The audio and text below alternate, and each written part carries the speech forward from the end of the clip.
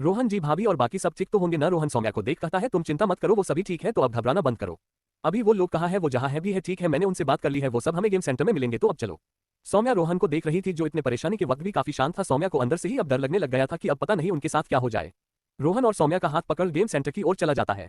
Dad हम कब चलेंगे? लक्ष्य आदि को अपनी गोद में लेते हुए कहता है। आदि आपके चाचू और चाची यही आ रहे हैं, अगर वो आ जाए तो हम साथ में निकलेंगे। पर डैड वो एक चूजे हमारे बिना जाने का प्लान बना रहे हो क्या? रोहन सौम्या का हाथ थामे उनकी ओर आते हुए कहता है। आदि अपना मुंह फूला रोहन से कहता है उन बंदर चाचू, हम तो रोहन चाचू का वेट कर रहे थे, जू से निकले बंदर का, नहीं जो अपनी बंदरिया को लेके साथ भाग गया है, अभी तक वापस नहीं आया। तुम चूजे कही कि आप जू से निकले बंदर दोनों घूर कर एक दूसरे को आंखों में देख रहे थे, यूं कह लो उनके बीच कोल्ड वॉर चल रहा हो। आदि आप मम्मा आप बंदर चाचू की साइड नहीं ले सकते? रोहन बीच में टपकते हुए कहता है। ओहो, तो चूजे को जेलेसी फील हो रही है। आदि भड़कते हुए कहता है बंदर चाचू मैं आपकी बंदरिया को आपसे अलग कर दूंगा। ओहो, अब धमकी भी दी जा रही है, पर ऐसा हो नहीं सकता क्योंकि ये बंदरिया तो मेरी है। सौम्या अपनी कोहनी से रोहन के पेट को मारते हुए कहती है आपसे किसने कह दिया कि मैं आपके हूं? मैं तो चली आदि के पास। रोहन अपना पेट पकड़े सौम्या को देख रहा था जो अदिति के पास जाके खड़ी थी। आदि रोहन को अपनी शैतानी मुस्कुराहट लिए देख रहा था। लक्ष्य तो इन सब से तंग आ चुका था, वो कितना भी कुछ करे ये दोनों सुधरने वाले नहीं थे। वे सभी अपनी अपनी बातों में लगे थे, पर उन्हें ये अभी तक ध्यान नहीं आया था कि कोई उन्हें देख रहा है अपनी जलती निगाहों से। रुको तुम लोग, नाना जी कहते हैं हमें अब चलना चाहिए, अब काफी देर हो चुकी है और आदि को भूख भी लगी है, तो अब हमें चलना चाहिए। सभी पार्क से निकल जाते हैं और अपनी अपनी कार में बैठ जाते हैं और होटल की ओर निकल जाते हैं, पर कोई था जो उनका पीछा कर रहा था। शीट यार, ये कैसे हो सकता है? मुझे लगा था ये सब केवल उस बुढ़े के साथ आए होंगे, पर ये तो लक्ष्य और रोहन को भी लेकर आए और लक्ष्य इनके साथ अभी गया जरूर। उस अदिति ने ही लक्ष्य से जबरदस्ती की होगी यहाँ आने के लिए और वो सौम्या रोहन को अपने काबू में करने की कोशिश कर रही है, पर मैं ऐसा होने नहीं दूंगी। सौम्या ये माया थी जो उनका पीछा कर रही थी, अब वो भी उनके पीछे होटल के लिए निकल चुकी थी। इस बीच न लक्ष्य और न ही रोहन का ध्यान उस पर नहीं गया था क्योंकि उनका ध्यान पार्क में उन गुंडों पर था जो उन पर हमला करने वाले थे। लेकिन अचानक ऐसा क्या हो गया कि वे सभी कहीं गायब हो गए और उनके गार्ड्स भी उन्हें ढूंढ ही नहीं पाए। लक्ष्य के गार्ड्स कोई ऐसे वैसे गार्ड्स नहीं थे जो अपने बॉस को प्रोटेक्ट न कर पाए, वे सभी वेल ट्रेन थे जिन्हें हराना किसी मामूली गुंडे के बस की बात नहीं थी। लक्ष्य ये सब सोच ही रहा था कि तभी आदि कहता है डैड। हाँ बोलो। आदि धीरे से लक्ष्य से कहता है मम्मा सो चुकी है। लक्ष्य अदिति को देखते हुए आदि से कहता है लगता है तुमने अपनी मम्मा को बहुत थका दिया है। लक्ष्य आदि को अदिति की गोद से उतारकर अपने गोद में ले लेता है और अदिति के सर को अपने कंधे पर अच्छे से एडजस्ट करता है ताकि अदिति को कोई प्रॉब्लम न हो सके और अच्छे से आराम कर सके।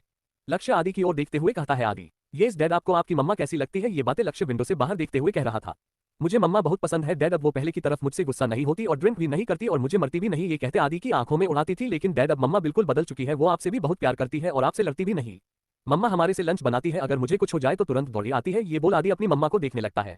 आदि की बातें सुन लक्ष्य की आंखें भी कुछ पल के लिए भर आई थी, पर जल्द ही उसने छुपा भी ली थी। वो उन बीते बातों को याद कर रहा था जिसमें उसके बेटे ने कई दुख सहे थे। लक्ष्य आदि को एक हाथ से होल्ड कर उसके माथे पर किस करता है और उससे कहता है डैड आपसे बहुत प्यार करते हैं बेटा, बहुत। आदि भी लक्ष्य को किस बैक करते हुए कहता है आदि भी आपसे और मम्मा से बहुत प्यार करता है। लक्ष्य उसकी बातें सुन हल्का सा मुस्कुरा देता है, तभी उसके कान में अदिति के बड़बड़ाने की आवाज सुनाई देती है। आदि आप मम्मा को छोड़कर कहाँ जा रहे हैं? आदि आदि अपनी मम्मा को बड़बड़ाते सुन मुस्कुरा देता है, उसे गले लगा लेता है। ड्राइवर खुद को बहुत खुशनसीब मान रहा था कि उसने अपने बॉस को पहली बार मुस्कुराते हुए देखा। वो उनके लिए दिल से खुश था और उनकी सलामती के लिए प्रार्थना कर रहा था।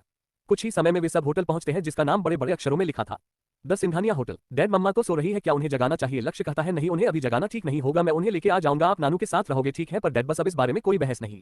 आदि उदास होकर कहता है ओके डैड, और इतना कहकर वो कार से उतर जाता है और लक्ष्य अदिति को अपनी गोद में संभाले कार से उतरता है।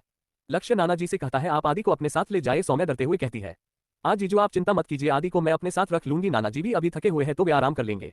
ठीक है, लक्ष्य अपने एरोगेंट टोन में कहता है। सौम्या आदि को अपने गोद में लेती है और वे सभी होटल के अंदर एंटर करते हैं जहां सभी सर्वेंट्स उनके वेलकम के लिए खड़े थे। सौम्या पहली बार ये सब देख रही थी जिससे उसकी फटी की फटी रह गई थी, पर वो खुद को संभालते हुए कहती है क्या कर रही है सौम्या, खुद को संभाला, तू ऐसे इन्हें घुरेगी तो सब तेरे बारे में क्या सोचेंगे, कंट्रोल कर। तभी उनके सामने मैनेजर आते हुए कहता है वेलकम सर, आइए मैं आपको आपके रूम तक ले चलता हूं, और बाकियों को भी इशारा करता है। उसका इशारा पाकर सभी अपने काम में लग जाते हैं और उनमें से कुछ उन्हें उनके रूम में के जाते हैं।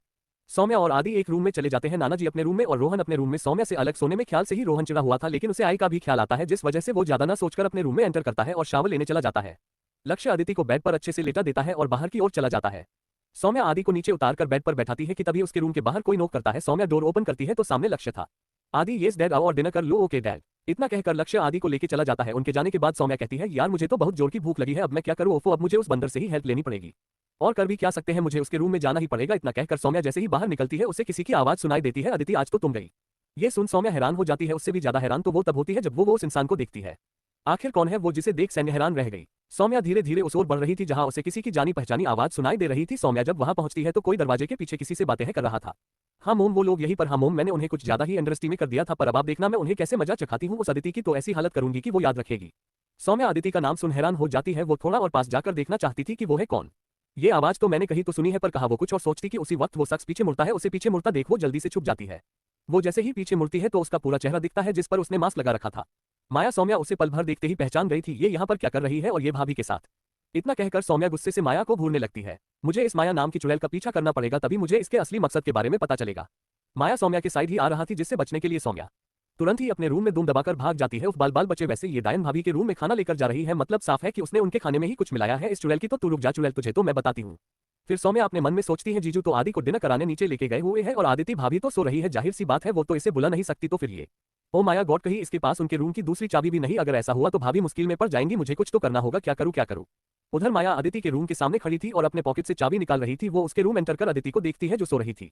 अदिति चूचू अभी तुम यहाँ चैन की नींद सो रही हो, पर सुबह तुम किसी और की बाहों में होगी और मैं यानी माया मेहरा लक्ष्य की बाहों में। इतना कहकर माया ऐसी निकालती है और रूम में छिड़कने लगती है। अब इसका असर आधे घंटे में हो जाएगा, पहले तुम्हें यहाँ हटा दूसरे रूम में तो शिफ्ट कर दूं। वो आगे बढ़ भी पाती कि तभी कोई उसके सिर पर बहुत जोर से मारता है जिससे ऑन द स्पॉट वो वही बेहोश हो जाती है। सौम्या खुद को शाबाशी देते हुए कहती है वह सौम्या तू तो बहुत चालाक है, तूने एक ही बार में इस चुड़ैल को ढेर कर दिया, चल अब बातें मत बना, इसे अब ठिकाने भी तो लगाना है। सौम्या को पता नहीं था कि माया ने अदिति के रूम में क्या किया है। माया ने एक ऐसा परफ्यूम यूज किया था जिसका असर आधे घंटे में होता है, उससे पहले नहीं होता, क्योंकि माया को कुछ टाइम चाहिए था अदिति को वहां से ले जाने के लिए, इसलिए उसने सीसी से दवाई को छिड़क दिया था जिससे कि उसका असर आधे घंटे में हो, उससे पहले नहीं। सौम्या माया को बड़ी मुश्किल से थामे हुए थी। भगवान ये कितनी भारी है, आखिर वो भी क्यों ना इंसानों का खून को पीती है। चुड़ैल कही कि सौम्या बड़ी मुश्किल से माया को बाहर निकालती है, एक रूम के सामने खड़ी हो जाती है, इसने अपने पास कुछ तो रखा है, जरा देखे तो। ये कहकर वो उसके पॉकेट में देखने लगती है, उसके पॉकेट में उसे वही सीसी दिखती है और एक पाउच, जिसे देखकर सौम्या को बहुत गुस्सा आता है। वो पाउच को अपने अपने पास रख लेती है और उस सीसी को माया के ऊपर डाल देती है और बाकी बच्चे सीसी को दवाई को उस रूम के अंदर डाल देती है जो कि खुला हुआ था। माया अब तू गई, अब तेरे साथ भी वही होगा जो तू भाभी के साथ करना चाहती थी। सौम्या माया को अंदर धक्का देकर वहां से जल्दी निकल जाती है और फिर सिक्योरिटी रूम की ओर चली जाती है। रोहन वॉशरूम से निकल क्लोजेट रूम की ओर चला जाता है और फिर लूज लोअर और शर्ट पहनता है। लक्ष्य अपने बालों को टॉवल से सुखा रहा था, उसके गीले बाल उसे काफी ज्यादा कूल और हैंडसम दिखा रहे थे। ये बंदरिया इसने कुछ मनाया भी होगा या नहीं, मुझे ही देखना पड़ेगा वरना ये पता नहीं क्या करेगी। रोहन अपने रूम से बाहर निकलता है और सौम्या के रूम की ओर बढ़ जाता है। सौम्या के रूम में बहुत रुककर वो देखता है कि उसका रूम खुला हुआ है। ये देखकर वो जल्दी से उसके रूम में एंटर करता है कि कहीं सौम्या को कुछ हो तो नहीं गया। वो उसे पूरे रूम में ढूंढता है पर वो उसे कहीं नहीं दिखती, जिससे वो परेशान हो जाता है और जैसे ही किसी को कॉल करने को होता है। सौम्या रूम के अंदर आ रही थी, वो काफी थकी थकी सी लग रही थी। उसे ऐसे देखकर रोहन उसके पास जल्दी से जाता है और उसके चेहरे को अपने हाथों में लिए पूछता है, हे सौम्या तुम्हें क्या हुआ और तुम ऐसी क्यों हो, क्या हुआ तुम्हें। रोहन को अपने रूम में देख सौम्या हैरान थी, वो उसे खुद से दूर कर बोलती है मुझे बहुत जोर की भूख लगी थी, इसलिए मैं बाहर कुछ देखने गई थी ताकि मुझे कुछ मिल जाए। और अपना माथा पीटते हुए कहती है पर मेरी फूटी किस्मत, मुझे कुछ भी नहीं मिला और यहाँ पहुंचते पहुंचते ही थक गई। रोहन उसे देख अपना सरना में हिला देता है, ये लड़की सच में बेवकूफ है। रोहन सौम्या से कहता है अगर तुम्हें भूख लगी थी मुझे बता दिया होता। कैसे बताती, हाँ मेरे अपना फोन कहा जो मैं आपको कॉल करके बताती। हिलो रोहन जी मुझे भूख लगी है, जल्दी से मेरे लिए खान लेकर आइए। सौम्या ये अब अपना हाथों से बता रही थी, ये करते वक्त वो काफी क्यूट भी लग रही थी। रोहन सौम्या से बहस नहीं करना चाहता था, इसलिए वो उससे कहता है अच्छा ठीक है मैंने दिन मांगा लिया है, तुम कर लेना। और वैसे आदि कहाँ है, आदि को लक्ष्य जीजू लेकर गए हैं, वो कुछ ही देर में आते होंगे। ओह ठीक है अब मैं चलता हूँ। रोहन को इतना शांत देख सौम्या कहती है सच में रोहन जी आदि से बहुत प्यार करते हैं। ये कहकर वो मुस्कुरा देती है। तभी उसके रूम के बाहर कोई नॉक करता है, वो जाकर देखती है तो वहाँ सर्वेंट्स थे जो डिनर लेकर आए थे। सेरेंट्स डिनर को अंदर अच्छे से लगा देते हैं और फिर वहां से चले जाते हैं। सौम्या अपना डिनर कर अपने कपड़े चेंज करती है और बाहर आती कि तभी फिर से डोरबेल बजती है तो देखती है सामने लक्ष्य आदि को अपने बाहों में लिए खड़ा था, क्योंकि आदि सो चुका था। लक्ष्य सौम्या के रूम के अंदर एंटर करता है और आदि को बेड पर अच्छे से लिटाकर उसके कपड़े चेंज करता है और सौम्या से कहता है आदि ध्यान रखना। आप चिंता मत कीजिए मैं पूरा ध्यान रखूंगी। आदि का लक्ष्य हल्का सा सर हिलाता है और वहां से अपने रूम की ओर निकल जाता है। अब आगे क्या होगा, सौम्या ने माया को किसके रूम में धकेला जानने के लिए बने रहिए मेरे यानी कबीर के साथ। कल लक्ष्य और अदिति का वाइल्ड रोमांस होगा, तब के लिए बने रहिए। लक्ष्य अपने रूम की ओर बढ़ रहा था और पार्क में हुए उस इंसिडेंट को ही सोच रहा था। लक्ष्य अब अपने रूम के बाहर खड़ा था और एक गहरी सांस लेकर अंदर जाता है। लक्ष्य जैसे ही अंदर कदम रखता है उसे एक अजीब सी खुशबू का एहसास होता है। इन सब चीजों को इग्नोर कर लक्ष्य जैसे ही सामने की ओर देखता है तो वहां उसे अदिति दिखाई नहीं दे रही थी। लक्ष्य ये देखकर परेशान हो जाता है, वो दरवाजे को बंद कर इधर उधर देखने लगता है। अदिति अदिति कहाँ हो तुम, अदिति शीट अब ये कहाँ चली गई। लक्ष्य फ्रस्ट्रेट होकर अपने बालों में अपने हाथ को घुमाने लगता है। लक्ष्य वॉशरूम में भी देखता है और पर उसे अदिति कहीं भी दिखाई नहीं दे रही थी। तभी उसकी नजर बालकनी पर जाती है और उसके कदम उस ओर बढ़ जाते हैं जहां पर कोई खड़ा हुआ था। ग्लास डोर होने की वजह से लक्ष्य बस उसकी उस इंसान की पीठ देख सकता था। लक्ष्य बालकनी में पहुंच डोर को खोल देता है और सामने का नजारा देख हैरान हो जाता है।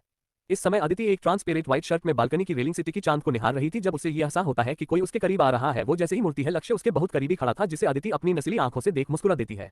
लक्ष्य जी आप आ गए और अपना मुंह फुलाए हुए कहती है मैं कब से आपका वेट कर रही। लक्ष्य को अदिति बहुत अजीब लग रही थी। जो अदिति उसे देखकर भाग जाया करती थी वो आज उसके सामने रिवीलिंग कपड़े में खड़े होकर उसे सेड्यूस करने की कोशिश कर रही थी।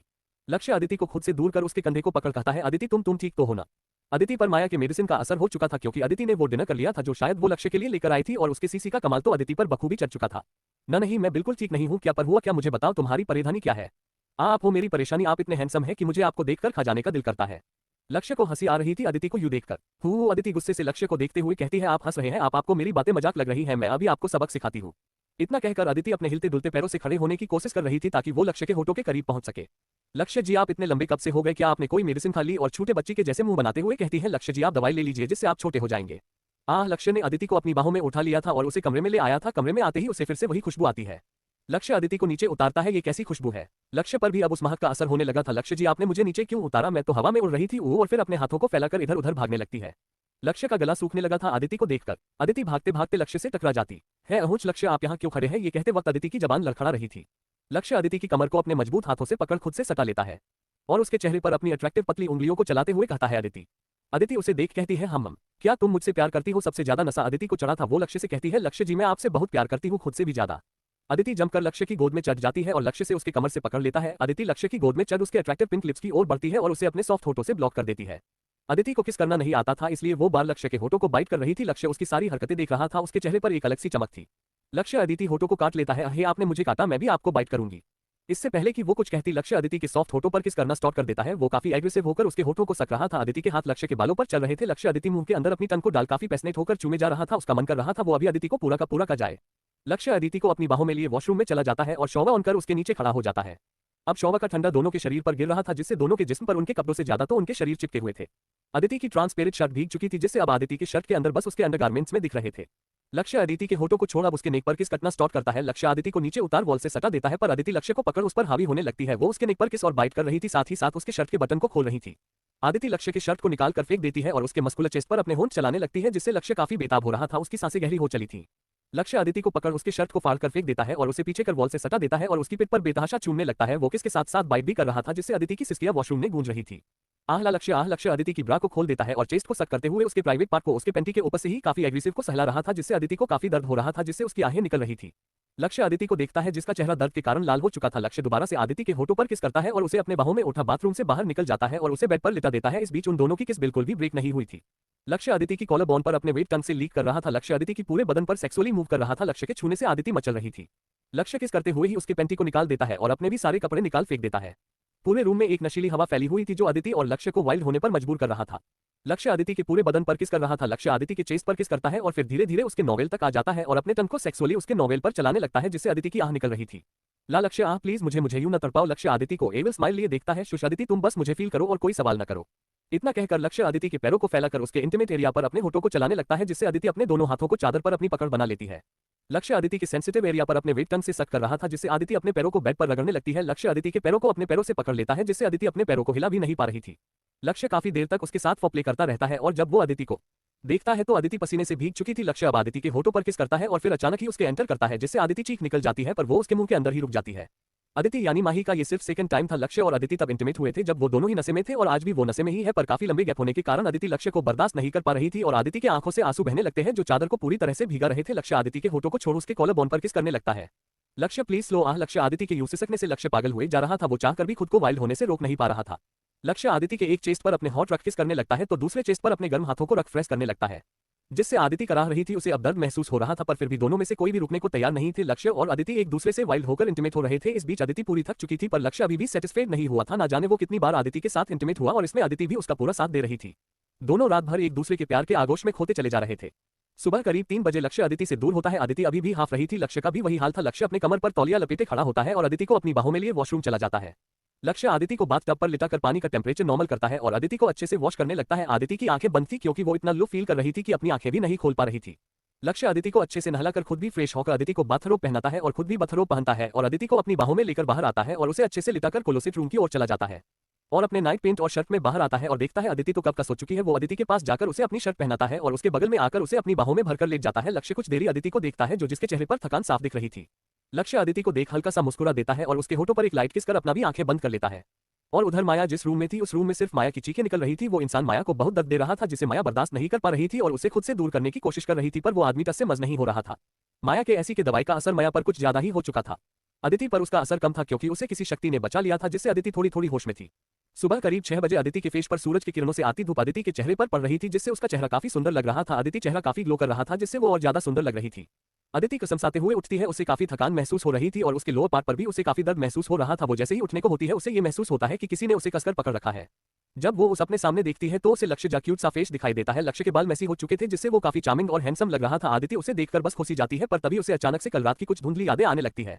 तभी उसकी नजर खुद पर जाती है तो हैरान रह जाती है। उसने लक्ष्य की शर्ट पहन रखी थी और जब वो शर्ट के ऊपर के बटन को खोल देखती है तो बस दिखती ही रह जाती है। उसके गले पर लव बाइट के निशान थे और फिर उसकी नजर लक्ष्य पर जाती है, जिसके नेक कर किसी के बाइट के निशान है। उसे देखकर अदिति को अब कल रात की सारी चीजें याद आने लगती है। इन सभी चीज को याद कर अदिति शर्म से पानी पानी होने लगती है, पर वो कुछ कर भी नहीं सकती थी। वो सोचते हैं, अदिति ये तूने क्या किया? तू ऐसा कैसे कर सकती है? मुझे लगता है अब मुझे यहाँ से खिसक लेना चाहिए, वरना पता नहीं लक्ष्य मेरे साथ क्या करेंगे। वो कैसे ही लक्ष्य के हाथों को खुद के ऊपर से हटाने लगती है पर लक्ष्य के हाथ उसके कमर पर कस जाते हैं और यूज खुद से पूरी रह सटा लेते हैं। लक्ष्य जग चुका था। अब अदिति अपनी सोच में गुम थी।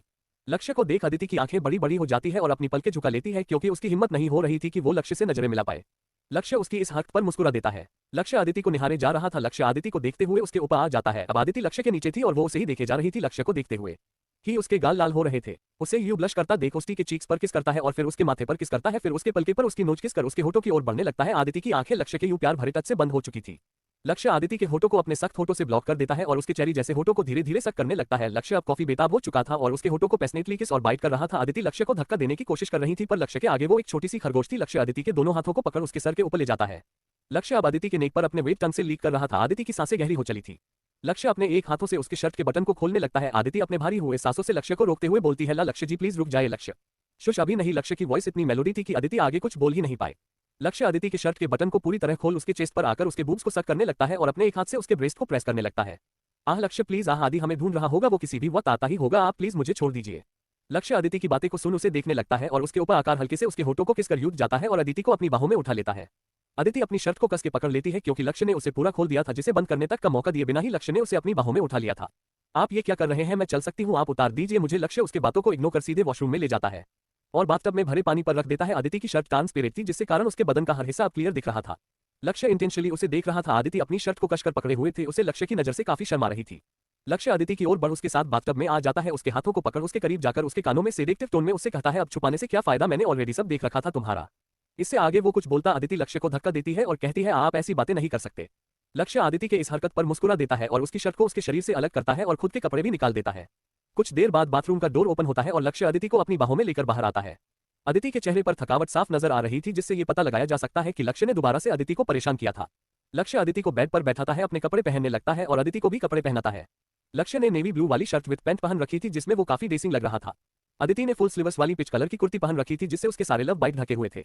लक्ष्य अदिति के बालों को हेयर ड्रायर से सुखा रहा था और अदिति बस उसे ही देखे जा रही थी। अदिति के बालों को सुखाने के बाद लक्ष्य अदिति को दवाई देता है जिसे देख अदिति कहती है, ये क्या है? ये पेन किलर है, इसे ले लो जिससे तुम्हारा दर्द कम हो जाएगा। अदिति दवाई ले लेती है और खा लेती है। दवाई लेने के बाद अदिति लक्ष्य से कहती है, हम कहाँ हैं और आदि कहाँ पर है, मुझे उसके पास जाना है लक्ष्य जी। लक्ष्य अदिति के सर को सहलाकर कहता है, वो ठीक है और सौम्या के साथ है। अदिति लक्ष्य से कहती है, पर मुझे अभी आदि के पास जाना है। लक्ष्य अदिति को इतना बेसब्र होता देख मन में कहता है, ये दोनों माँ और बेटे एक ही जैसे हैं, अगर अपनी जिद पर आ गए तो किसी की भी नहीं सुनते। लक्ष्य जी तुम आराम करो, मैं अभी आदि को लेकर आता हूँ। मुझे क्या हुआ, मैं तो बिल्कुल ठीक, आप बस मुझे आदि के पास लेकर चलिए। इतना कहकर अदिति उठ खड़ी होती है तो अचानक से उसे दर्द का हंसा होता है जिससे उसकी आह निकल जाती है। लक्ष्य अदिति को पकड़ बेड बैठाता है और उसे घूर कर देखता है, अभी तो तुमसे खड़ा नहीं हुआ जा रहा है और तुम चलने की बात कर रही हो। अदिति लक्ष्य को देख रिक्वेटफुली देखने लगती है। लक्ष्य अदिति को देख अपनी आंखें सिकोड़ लेता है। वो समझ चुका था कि अदिति ऐसे नहीं मानने वाली, वो आदि के पास जाकर ही मानेगी। लक्ष्य अपना फोन निकाल रोहन को कॉल करता है और उससे कुछ कहता है और कॉल को कट कर देता है। रोहन अब तक उठ चुका था, उसके चेहरे पर एक शैतानी चमक थी। वो अपने मन में कहता है, सौम्या अब देखो मैं क्या करता हूँ। रोहन सौम्या के रूम में जाता है और दूसरी चाबी से उसके रूम को खोल रूम के अंदर एंटर करता है। जब वो सामने देखता है तो हैरान रह जाता है। आदि और सौम्या को देखकर उसे बहुत हंसी अभी आ रही थी। उन दोनों को देखकर आदि का एक पैर सौम्या के ऊपर था तो दूसरा पैर उसके गालों पर था। सौम्या के भी पैर बेड पर लटक रहे थे, आधे से ज्यादा तो वो बेड बाहर ही थी, मानो अगर वो पलटे तो एक ही बार में धड़ाम की आवाज के साथ नीचे गिर जाए। रोहन अपना फोन निकालकर उन दोनों को फोटोस लेने लगता है और फिर फोटोस लेने के बाद रोहन आदि को अपनी बाहों में उठा लेता है और उसके मासूम से फेस को देखने लगता है जो सोते वक्त काफी क्यूट लग रहा था। रोहन आदि को देख देख उसके सॉफ्ट से लिप्स पर प्यार से किस करता है और उसे अच्छे से लिटाकर अपने बड़े वाले बच्चे की ओर चला जाता है जो अभी भी अनमने ढंग से सोया हुआ था। रोहन सौम्या को उठाकर अपने रूम में ले जाता है। अपने रूम में पहुंचते ही रोहन सौम्या को बेड पर लिटाकर लक्ष्य को मैसेज करता है। लक्ष्य रोहन का मैसेज देख अदिति को देखता है जो कब से इंतजार कर रही थी। लक्ष्य अदिति से कहता है, चलो चलते हैं। इतना सुनना था कि अदिति उठा खड़ी होती है और कहती है, चलिए। अदिति को देख लक्ष्य के होठों पर एक प्यारी सी मुस्कान थी। दोनों रूम से निकल आदि के रूम की ओर बढ़ जाते हैं। आदि के रूम के पास पहुंच रूम को ओपन कर अंदर एंटर करते हैं। अदिति रूम घुसते ही ऐसी को देखती है जो सोते वक्त कितना मासूम लग रहा था। वो उसके पास पहुंच उसके बगल में लेट जाती है और उसके सर को प्यार से सहलाते हुए किस कर लेती है और लक्ष्य की ओर देख धीरे से पूछते हैं, सौम्या कहाँ है? लक्ष्य कहता है, रोहन उसे ले गया। ओह। लक्ष्य आदिति से कहता है, मुझे कुछ काम है तो मैं अभी आता हूँ। ठीक है। अदिति हाँ में सर हिला देती है। लक्ष्य आदि के सर को किस कर वहां से चला जाता है। इधर आदि अपने मम्मा के एहसास को पाकर उसके सीने से लिपट जाता है। ऐसी को अब काफी अच्छा लग रहा था। अपनी मम्मा के बाहों में अदिति भी कसकर उसे अपने सीने से लगा लेती है। उधर माया और वो आदमी थककर एक दूसरे के बाहों में सोए हुए थे। अचानक फोन रिंग करने से उस आदमी की नींद टूटती है और वो कॉल को पिक कर गुस्से में कहता है, कौन है, जल्दी बोलो वरना मैं तुम्हारा खून कर दूंगा।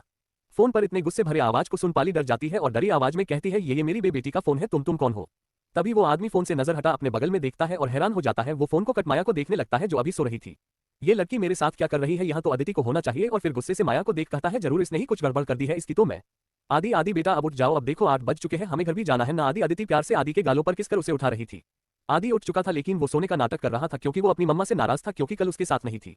अदिति थोड़ा सोचते हुए कहती है आदि अगर आप नहीं उठे ना तो मम्मा अब जा रही है आपको छोड़ कर। ये कहकर वो जैसे ही जाने को होती है आदि जलाई से कहता नो मम्मा आप कहीं नहीं जा सकती। ये कहकर वो उसका हाथ पकड़ लेता है। आदि की आंखें नम हो चुकी थी अदिति की बात सुनकर। आदि अदिति को देख थोड़ा रूंधे गले से कहता है आप मुझे छोड़ के नहीं जा सकती। आदि के आंखों में आंसू देख अदिति तड़प उठती है और उसे तुरंत गले लगाते हुए कहती है आदि आदि बेटा मम्मा आपको छोड़ के कहीं नहीं जाएगी बेटा मम्मा से गलती हो गई मम्मा को माफ कर दो अब से मम्मा कभी ऐसा नहीं कहेगी।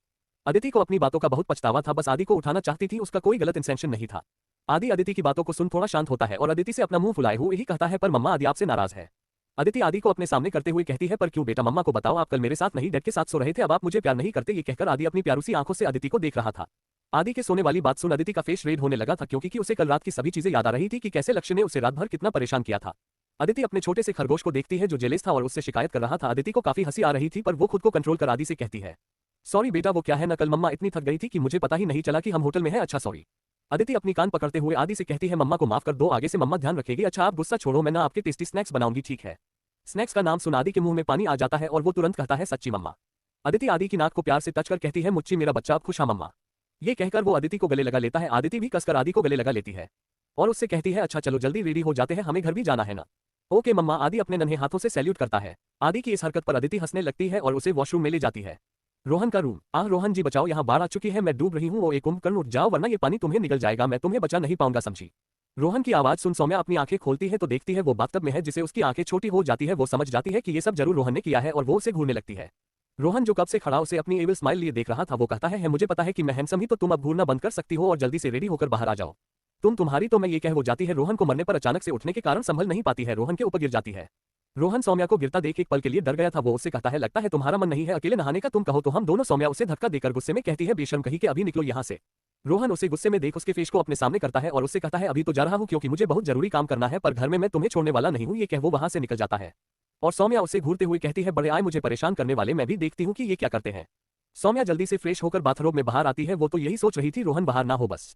जब वो देखती है तो रूम में कोई नहीं था। वो चैन की सांस लेती है तभी उसे सामने बेड पर उसे कुछ कपड़े दिखाई देते हैं। वो उन्हें लेकर क्लोजेट रूम में चली जाती है और रेडी होकर बाहर आती है। उसी वक्त रोहन भी वॉशरूम से बाहर निकलता है और सीधे क्लोजेट रूम की ओर चला जाता है। वो दोनों साथ में बाहर निकलते हैं। वे लक्ष्य और अदिति के पास जाते हैं। वो सभी मिलकर ब्रेकफास्ट और घर के निकलने लगते हैं। निकलते वक्त लक्ष्य नाना जी से कहता है नाना जी आप लोग घर चलिए हमें कुछ काम है तो हम बाद में आएंगे। नाना जी कहते हैं ठीक है और वे सभी निकल जाते हैं और लक्ष्य और रोहन ऑफिस के लिए निकल जाते हैं। करीब 3 घंटे के बाद वे घर पहुंचते हैं। घर पहुंचते ही सौम्या को हॉल में माया नजर आती है जिसे देख उसे बहुत गुस्सा रहा था। ये चुड़ैल इतनी जल्दी यहाँ कैसे पहुंच है लगता है ये सच में चुड़ैल है जरूर ये उड़ के यहाँ आई होगी कुटिया कहीं की। सौम्या ने न जाने अपने मन में कितनी बार सौम्या को गाली दे दिया था। भाभी आप सब ऊपर जाइए मैं पानी पीकर आती हूँ। अच्छा ठीक है अदिति मुस्कुराते हुए सौम्या से कहती है। नाना जी अपने रूम में अदिति और आदि अपने रूम में चले जाते हैं। सौम्या माया के पास जाते हुए कहती है जो सोफे पर बैठ अपना फोन यूज कर रही थी वो यह था कि वो कुछ देर पहले ही यहाँ पर आई थी और सभी के आने की आहट पाकर वो वही बैठ जाती है मानो वो कब से वही बैठा हो। सौम्या झूठ मूठ का मुस्कुराते हुए कहती है माया दीदी आप क्या कही जा रही है। माया सौम्या को देख चिढ़ते हुए कहती है तुमसे मतलब तो कुछ नहीं है दीदी पर मुझे लगा कि मैंने आपको होटल में देखा था। सौम्या की होटल वाली बात सुन माया के पसीने आने लगते हैं। सिंघानिया कॉर्पोरेशन। लक्ष्य अपने किंग साइज चेयर पर बैठ किसी से कॉल में बात कर रहा था। वो अपने एरोगेंट वॉइस में कहता है कुछ पता चला उधर से आवाज आती है येस बॉस। सिंघानिया कॉर्पोरेशन। लक्ष्य के केबिन में काफी ठंडा माहौल था जिससे कोई भी वहां जमकर मर जाए। लक्ष्य स्क्रीन को अपनी ठंडी निगाह लिए देख रहा था। लक्ष्य स्क्रीन को देख काफी सरकास्टिकली कहता है ओह तो ये तुम हो मिस्टर अगत त्रिपाठी और अपने हाथों को क्रॉस कर अपनी सीट पर झुकते हुए कहता है तुम्हें क्या लगा मुझे कुछ पता नहीं चलेगा। तुम पर मेरी नजर कब से थी मैंने तो बस एक दाना फेंका था ताकि मैं तुम्हें बाहर ला सकूं और अब देखो शिकारी बिल से बाहर आ ही गया। ये कह लक्ष्य शैतानी हंसी हंसने लगता है। ये लक्ष्य काफी अलग लग रहा था। जो लक्ष्य हमेशा अपने घर में रहा करता था ये उससे काफी अलग था। लक्ष्य राक्षस की तरह हंस रहा था जिसे सुन कोई भी वही ढेर हो जाए। मेहर मेंशन। अरे अरे दीदी आपको क्या हुआ क्या आप ठीक तो हो ना आपको इतने पसीने क्यों आ रहे हैं। ये कह सौम्या जैसे ही माया को पकड़कर बैठाने वाली उसके छूने से पहले ही माया उसके हाथ को झटक कर कहती है don't touch me be your limits और कैन डोंट कॉल मी दीदी। अरे रे आप तो बुरा मान गई दीदी ओप सॉरी मुझे आपको क्या कहना चाहिए। सौम्या सोचने का नाटक करते हुए कहती है याद आया बहन जी वो क्या है ना आपने मेरी पूरी बात सुनी नहीं। मुझे लगा कल मैंने आपको सिंघनिया होटल में देखा था। एक नौकर जो हमारे रूम में डिनर लेकर आई थी वो ना बिल्कुल आपके जैसे दिख रही थी by god same to same आपके जैसे। मैंने उससे पूछा आपका नाम क्या है तो उन्होंने मुझे बताया उसका नाम भी माया है। बहन जी ये कमाल की बात है ना। माया का पारा हाई हो चुका था। सौम्या के मुंह से बहन जी वर्ड सुनकर उसका तो खून खौल रहा था। माया चिल्लाते हुए कहती है व्हाट रबिश मैं कब तुम्हारे रूम में आए। हाँ मैं तो अदिति इससे आगे वो कुछ कहती वो रुक जाती है और तब उसे यह एहसास होता कि वो क्या कहने जा रही थी। माया अब सौम्या को देखने लगती है जो उसे अपनी एविल स्माइल लिए देख रही थी। बहन जी क्या हो गया आप कुछ कह रही थी ना। माया अब खुद के ही जाल में ही फंस चुकी थी। अरे बहन जी मैंने तो आपसे अदिति भाभी के रूम का जिक्र ही नहीं किया था वो आपको कैसे पता कही वो। माया बीच में ही टोकते हुए कहती है तुम कब से क्या बकवास किए जा रही हो मुझे कैसे पता होगा कि वो अदिति के रूम में गई थी। तभी सौम्या कहती है पर बहन जी अभी तो आपने ही कहा था ना। खैर छोड़िए आप ये खाइए ये खास मैंने आपके लिए पाक से लिया था।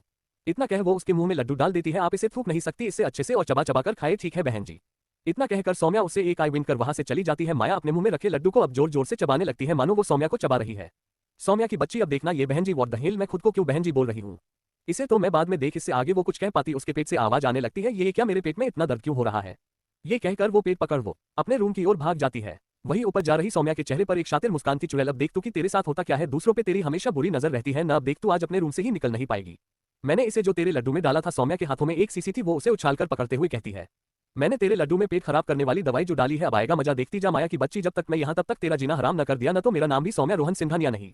और फिर एटीट्यूड के साथ अपने बालों को पीछे झटक कर अपने रूम की ओर बढ़ जाती है। अदिति का रूम। मम्मा चलो ना नानू ने कहा था वो जगह बहुत सारी पेंटिंग्स से भरी है और उसे आपने बनाया था मुझे भी देखना है वो। आदि बेटा देखो जिन नहीं करते हम चले गए लेकिन पहले हम लंच कर लेते हैं आपको भूख भी लगी होगी ना।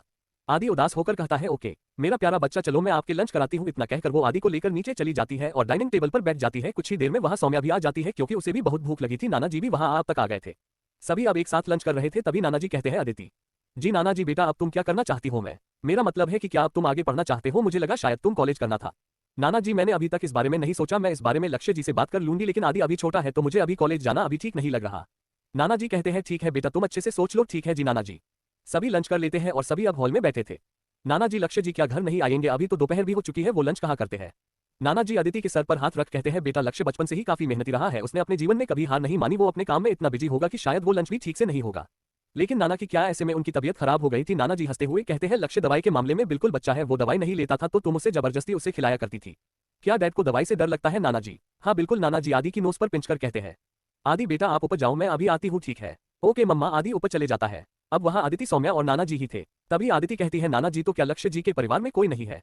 लक्ष्य के परिवार को सुन नाना जी शांत हो जाते हैं। उनके चेहरे पर कोई भाव नहीं थे ये सुनकर। और वही माया की हालत काफी खराब हो चुकी। वो कब से बाथरूम में ही थी। उसकी हालत ऐसी थी मानो उसके शरीर में जान ही नहीं है। आखिर क्यों नाना जी लक्ष्य के परिवार के बारे में सुन शांत हो गए। आखिर क्या वजह है और लक्ष्य अंगद के साथ क्या करेगा। नाना जी क्या बात है। अदिति नाना जी देखती है जो शांत हो चुके थे। नाना जी अदिति के सर पर अपना हाथ रख कहते हैं बेटा मुझसे ज्यादा तो तुम अपने लक्ष्य को जानती थी। उसकी हर छोटी से बड़ी चीजें सब तुम्हें पता रहती थी। लक्ष्य ज्यादातर वक्त मेहरा मेंशन में ही तुम्हारे साथ बिताता था। वो कभी कभार ही अपने घर जाता था। लक्ष्य अपनी माँ से बहुत प्यार करता है। उनका नाम सविता है और वो बहुत प्यारी है बिल्कुल तुम्हारी तरह। ये कहकर नाना जी मुस्कुरा देते हैं। अदिति बीच में बोलते हुए कहती है नाना जी अगर वो अपनी माँ से इतना प्यार करते हैं तो वो घर क्यों नहीं जाते। लक्ष्य के डैड ने लक्ष्य की माँ को धोखा देकर दूसरी शादी कर ली लेकिन उन्होंने लक्ष्य की माँ को डाइवोर्स नहीं दिया और उन्हें अपने साथ रहने के लिए मजबूर किया।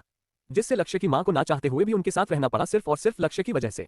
नाना जी क्या सविता माँ के अपने परिवार के पास नहीं जा सकती थी। सौम्या इस बार बीच में आते हुए कहती है क्योंकि सविता बेटी अनाथ थी। उनका इस दुनिया में कोई नहीं था। उनकी शादी लक्ष्य के पापा वीरेंद्र से उनके पिता प्रताप सिंघानिया ने करवाई थी क्योंकि उनके दोस्त यानी सविता के पिता ने प्रताप से कहा था कि वो उसकी बेटी का ध्यान रखे। अब उसके पास कोई नहीं है। एक मैं था मेरी बच्ची के पास पर अब वो अकेली हो जाएगी। तब प्रताप सिंघानिया ने उनसे वादा किया था कि वो उसकी बेटी का ध्यान रखेंगे। सविता के पिता के मरने के बाद प्रताप उसे अपने हवेली के आए थे। सविता बेटी के लिए ये माहौल काफी नया था। वो डरी सहमी सी उनके साथ तो गई थी पर उसे अंदर से काफी घबराहट हो रही थी। घर के सभी लोगों को सविता पसंद आई थी और कई लोगों को वो बिल्कुल पसंद नहीं आ रही थी जैसे कि प्रताप की बेटी कमिनी जो अपने पति के साथ न रहकर अपने पिता के घर रहती है। सविता घर में काफी अच्छे से घुल मिल गई थी। इन सब के बीच सविता की नजदीकियां वीरेंद्र से बढ़ती जा रही थी। उनकी बढ़ती नजदीकियों को देखकर प्रताप काफी खुश था। शायद वो चाहता भी यही था कि वीरेंद्र की शादी सविता से ही हो। उन्होंने कुछ ही दिनों में उन दोनों की शादी कर दी और एक साल बाद ही सविता ने लक्ष्य को जन्म दिया। इस बीच सविता की मुलाकात तुम्हारी माँ से भी हुई थी। जिस वक्त वो सिर्फ 3 महीने की प्रेग्नेंट थी। तुम्हारी माँ और लक्ष्य की माँ एक दूसरे के काफी अच्छे दोस्त भी बन चुके थे। पर आदिति और सौम्या नाना जी के बोलने का इंतजार कर रहे थे कि तभी उन्हें किसी की आवाज सुनाई देती है। अदिति और सौम्या सामने की ओर देखने लगते हैं जहां से लक्ष्य और रोहन आ रहे थे। लक्ष्य के चेहरे पर नाराजगी थी और वहीं रोहन भी सौम्या को घूर कर देख रहा था। लक्ष्य नाना जी के पास आते हुए कहता है नाना जी मुझे अदिति से कुछ बात करनी है। क्या मैं इससे ले जा सकता हूँ। हाँ बेटा तुम ले जा सकते हो। इतना कहकर लक्ष्य अदिति का हाथ पकड़कर ऊपर ले जाने लगता है। और वही सौम्या और रोहन और नाना जी नीचे हॉल में बचे हुए थे। रोहन काफी गुस्से में था लेकिन फिलहाल वो कुछ कर भी नहीं सकता था। लक्ष्य अदिति को एक कोने में लेकर उसे दीवार से सटा देता है। अदिति को अब लक्ष्य को देख थोड़ी घबराहट सी हो रही थी। लक्ष्य अदिति के दीवार के साइड अपना हाथ जोर से मार कहता है क्या चाहती हो तुम अदिति। अदिति कंफ्यूजन में लक्ष्य को देखती है मानो पूछ रही हो आपका मतलब क्या है। तुम क्या पूछ रही थी नीचे नाना जी से। लक्ष्य गुस्से में कहता है बताओ अदिति आखिर तुम क्या जानना चाहती थी नाना जी से। अदिति लक्ष्य के यूं चिल्लाने से डर गई थी और अब उसकी आंखों से आंसू भी गिरने लगे थे। बोलो अदिति क्या तुम इस बात से संतुष्ट नहीं कि अब आदि खुश है। क्या तुम इस बात से खुश नहीं कि बाकी सब लोग अब तुम्हें चाहने लगे हैं। न नहीं लक्ष्य जी ऐसा। चुप बिल्कुल चुप। लक्ष्य अपनी उंगलियों उसके होठों पर रख बोलता है क्या तुम्हें अपनी याददाश्त वापस लानी है जिससे कि तुम फिर से मुझे और आदि को छोड़कर चली जाओ। हाँ बोलो अदिति। अदिति को समझ नहीं आ रहा था कि लक्ष्य उसे किस बात की वजह से उस पर गुस्सा कर रहा है। अदिति को चुप देख लक्ष्य अदिति की झुकी पलकों को अपने हाथों से ऊपर करता है और उसे कड़क आवाज में कहता है अगर तुम्हें मेरे बेटे से इतनी प्रॉब्लम होती है तो तुम उससे दूर रहो ताकि वो अब की बार ज्यादा हटना हो। तुमने जो आज तक उसके साथ किया वो बहुत ज्यादा है। अदिति बहुत ज्यादा है और अब तुम आदि से दूर रहो। अदिति को लक्ष्य की बातों से अब गुस्सा आने लगा था। वो उसे खुद से दूर धक्का देकर उससे रोते हुए कहती है बस कीजिए लक्ष्य बस कीजिए। अदिति सिर्फ रही थी। अदिति अपने रूंधे गले से कहती है आपको कोई हक नहीं बनता कि आप मुझे मेरे बच्चे से दूर करें। मैं आपसे और आदि से बहुत प्यार करती हूँ बहुत ज्यादा। मैं आदि के बिना जी नहीं पाऊंगी। अगर आपको मुझे आदि से दूर करना है तो आप मुझे मार डालिए क्योंकि जीते जी तो मैं कभी अपने बच्चे से दूर नहीं हो पाऊंगी। ये कहकर वो बिलख बिलख कर रोने लगती है। लक्ष्य उसे यूं रोता देख उसे गले लगा लेता है और उसे शांत कराने लगता है। अदिति लक्ष्य की बाहों में थी और उसके शर्ट को भीगा रही थी। वो उससे कहती है, लक्ष्य जी, अगर आपको मुझे लेकर कोई भी गलतफहमी है तो आप मुझे दोष दे सकते हैं, मुझे सजा भी दे सकते हैं, पर मुझे मेरे बच्चे से दूर मत कीजिए। लाख अपने मन में कहता है, मुझे माफ कर दो अदिति, मैं ऐसा नहीं करना चाहता था, पर मुझे ऐसा करना पड़ा। जिस तरह से सारे डॉक्यूमेंट मेरे पास आए थे उससे मुझे एक पल को यही लगा कि तुम। लक्ष्य आदिति को शांत करवाता है, अदिति देखो, शांत हो जाओ, मुझे माफ कर दो कि मैं तुम पर ऐसे चिल्ला रहा हूं, तुम शांत हो जाओ। अदिति लक्ष्य की बात सुन थोड़ा शांत होती है और उसे खुद से दूर धकेलकर अपने रूम में चली जाती है और अंदर से रूम को लॉक कर लेती है। लक्ष्य बस उसे देखता रहता है पर कुछ करता नहीं। नीचे हॉल में दो लोग एक दूसरे को घूर रहे थे। रोहन सौम्या से कहता है, तुम्हें बहुत शौक है झांसी की रानी बनने का? हाँ। जिस पर सौम्या भी उससे उसी तरह बात करते हुए कहती है, हाँ मुझे बहुत शौक है, क्यों आपको भी बनना है क्या? रोहन सौम्या की बातों को सुन उसके करीब बढ़ता है, जिसे देख सौम्या पीछे हटने लगती है। आप ये क्या कर रहे हैं? मैं वीर बहादुर बन रहा हूँ, क्यों तुम्हें कोई प्रॉब्लम है क्या? रोहन सौम्या के बिल्कुल करीब खड़ा था, दोनों एक दूसरे से बिल्कुल चिपके हुए थे। सौम्या रोहन से दूर जाने के चक्कर में पीछे हटते हटते डाइनिंग टेबल से जा लगी थी और अब उसके पास भागने के लिए कोई रास्ता नहीं था। सौम्या रोहन को खुद से दूर धकेल रही थी क्योंकि उसके बिल्कुल सामने था। सौम्या रोहन को धक्का देने की कोशिश कर रही थी पर वो उसे हिला भी नहीं पा रही थी। अगर आपको वीर बहादुर बनना ही है तो नाटक कंपनी में जाए ना, आप यहाँ क्या कर रहे हैं? रोहन सौम्या के एयर बूब्स को बाइट कर देता है, जिससे सौम्या करा उठती है, आप जानवर हो, आपने मुझे बाइट क्यों किया? अरे क्या बात है, झांसी की रानी को दर्द हो रहा है? सौम्या रोहन की बातें सुन गुस्से से कहती है, क्या मतलब झांसी की रानी को दर्द नहीं होता? अगर मैंने आपको अपना रूप दिखा दिया ना, आप यही बेहोश हो जाओगे मेरी अदा से, और आपने मुझे बाइट किया ना, अब मैं अभी आपको बाइट करूं, इतना बोल वो रुक जाती है। हाँ आगे बोलो, तुम मुझे क्या करोगी? बोलो, मेरे प्यारे कान तुम्हारे लिए वेट कर रहे हैं। सौम्या का चेहरा अब लाल होने लगा था, वो अपनी ही बातों में फंस चुकी थी, उसे समझ नहीं आ रहा था कि वो अब क्या बोले। वो मैं, हाँ बोलो, मैं क्या लगा रखा है? आप क्या कहना चाहते हैं वो आप अच्छे से भी बोल सकते हैं, इतना चिपकने की क्या जरूरत है? रोहन के इतना कहते हैं ही उसकी कमर को कस के पकड़ लेता है और उसे खुद से चिपका लेता है और कान के पास जाकर अपनी सेडेक्टिव वॉइस में उससे कहता है, क्यों तुम्हें मेरा पास आना अच्छा नहीं लगता? सौम्या उसके सांसों को अपने गर्दन पर फील करके सहर रही थी। रोहन सौम्या के नेक पर किस करते हुए ही उससे कहता है, तुमने सीसीटीवी फुटेज को डिलीट क्यों किया? सौम्या जो रोहन के इस कदर छूने से मदहोश हो रही थी, अचानक उसके सवाल सुन वो हैरान रह जाती है और उसे खुद से दूर कर कहती है, रोहन जी आप ये कर रहे हैं, यहाँ सब हमें देख रहे हैं। रोहन सौम्या की ओर देखते हुए कहता है, क्यों क्या हुआ? हम दोनों तो पति पत्नी है न, तो हम ये आप क्या कह रहे हैं? पति पत्नी क्या ऐसे सबके सामने रोमांस करते हैं? हम ऊपर चलकर अच्छे से बात करते हैं। रोहन जी छोड़िए ना। रोहन उसे सिग्नेचर स्माइल देते हुए कहता है, वो तुम ही थी ना जिसे मेरे साथ ऊपर नहीं जाना था? हाँ क्या कह रही थी कि मैं झांसी की रानी हूँ तो इसलिए अब मुझे यही सब करना है। सौम्या को अपने कहे शब्दों पर अब काफी गुस्सा आ रहा था, उसे पहले ही रोहन की बात मान लेनी चाहिए थी, फिर भी सौम्या हार न मान रोहन से और एक बार कहती है, रोहन जी मैं आपको सब बता दूंगी, बस आप मुझे छोड़ दीजिए और ऊपर चलिए। जिस पर अब टोन सौम्या को छोड़ अपनी नहीं में उठा लेता है। सौम्या अचानक रोहन के यूं उठाने से डर से अपनी आंखें भींच लेती है, उसे लग रहा था कि वो अब गिर ही गई है। रोहन उसे देख हल्का सा मुस्कुरा देता है और ऊपर की ओर ले जाने लगता है। दरअसल डाइनिंग में कोई नहीं था, सौम्या तो बस रोहन से पीछा छुड़ाने के लिए बहाने बना रही थी। माया का रूम, मुझे बहुत दर्द हो रहा है और पता नहीं ये मोम कहाँ रह गई, उन्हें तो पापा की कुछ पड़ी नहीं है, अब क्या वहां पर उनके फ्रूट खाने गई है ये, और ये दर्द न जाने कब कम होगा। तभी अचानक से माया को कुछ याद आता है और वो अपने माथे को मारते हुए कहती है, ओह गॉड माता तू कितनी पागल है, मेरे पास मेडिसिन भी तो है। ये कहकर माया मेडिसिन ढूंढ उसे ले लेती है, तब जाकर उसे बेटर फील होता है। माया बेड पर अधमरी सी लेट जाती है और सौम्या को कोसते हुए कहती है, ये सौम्या जैसी दिखती है वैसी है, नहीं इसको तो मैं छोड़ूंगी नहीं। ये कहकर माया सो जाती है क्योंकि उसे काफी वीक फील हो रहा था। क्या ये कह रहे हो तुम हमारा काम फेल हो गया? पर कैसे? एक आदमी जो काफी परेशान और गुस्से में था फोन के दूसरे साइड वाले इंसान पर काफी भड़का हुआ था। तभी फोन के दूसरे साइड वाला इंसान कहता है, हमें नहीं पता बॉस वो सब कैसे हुआ, पर हमारे बॉडीगार्ड सभी गायब हो चुके हैं, किसी का कुछ पता नहीं, कर ये सब किसने किया इसका भी हमें कोई आइडिया नहीं है, हमने सीसीटीवी फुटेज से पता करने की कोशिश को, उस टाइम की फुटेज ही गायब है। तभी वो आदमी गुस्से से फटते हुए कहता है, आखिर ऐसा कैसे हो सकता है, तुम नालायक किसी के काम के नहीं हो, और इतना कहकर फोन कट कर देता है।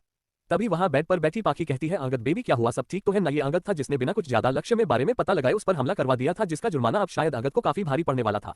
अंगद खुद को शांत कर पाखी के पास बैठ कहता है, कुछ ठीक नहीं है पाखी, मुझे लगता है उस लक्ष्य को सब पता चल चुका है और अब हम खतरे में है। क्या? पाखी डरी सहमी आवाज में कहती है, अब हम क्या करेंगे अंगद?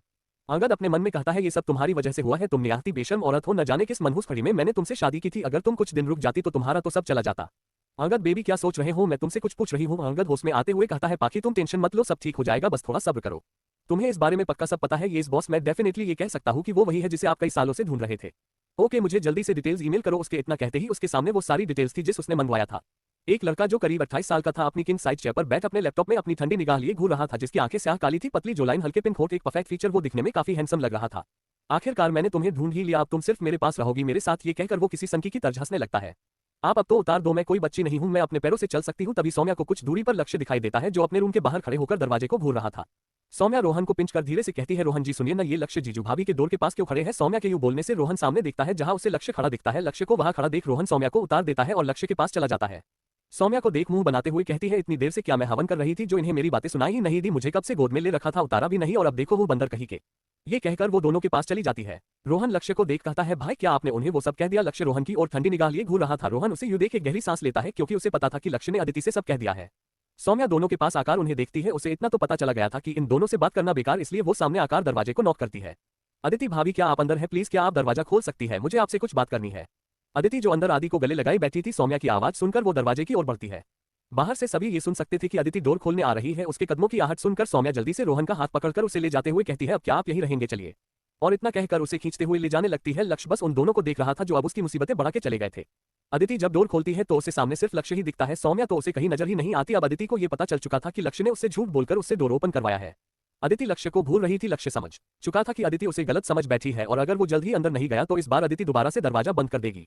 इसलिए लक्ष्य जल्दी से अंदर घुस जाता है। अदिति बस लक्ष्य को देखती रह जाती है। वो एक गहरी सांस लेती है और दरवाजे को अंदर से बंद कर आदि के पास जाती है कि तभी उसे कुछ याद आता है और वो दरवाजा खोल नीचे चली जाती है। आदि लक्ष्य को देख कहता है, हाय डैड। हाय बेटा, आप क्या कर रहे हो? Nothing dad. आदि, आप कितने दिनों से किंडरगार्टन नहीं गए? क्या आपको अपने फ्रेंड्स की याद नहीं आती? आदि किंडरगार्टन का नाम सुन मुंह फूला कर कहता है, नो डैड, मुझे किंडरगार्टन नहीं जाना, मुझे वहां बिल्कुल अच्छा नहीं लगता। लक्ष्य आदि को देख परेशान होते हुए कहता है, क्या बात है बेटा, क्या किसी ने आपको परेशान किया है? आदि, डैड को बताओ क्या बात है। नहीं डैड, ऐसा कुछ नहीं है, अगर कुछ होगा तो भी आदि सब संभाल लेगा। आदि ये बोलते वक्त काफी क्यूट लग रहा था। लक्ष्य आदि को देखने में सर हिलाता है। ऐसा नहीं है कि लक्ष्य को आदि के बारे में कुछ भी पता नहीं होता। लक्ष्य को आदि के बारे में सारी चीजें पता है, इसलिए उसे ये अच्छे से पता चल चुका था कि आदि झूठ बोल रहा है। जब से आदिति बदली थी तब से आदि भी बिल्कुल बदल सा गया था। अब तो वो बहाने भी बनाने लगा था ताकि वो किंडरगार्टन न जा सके।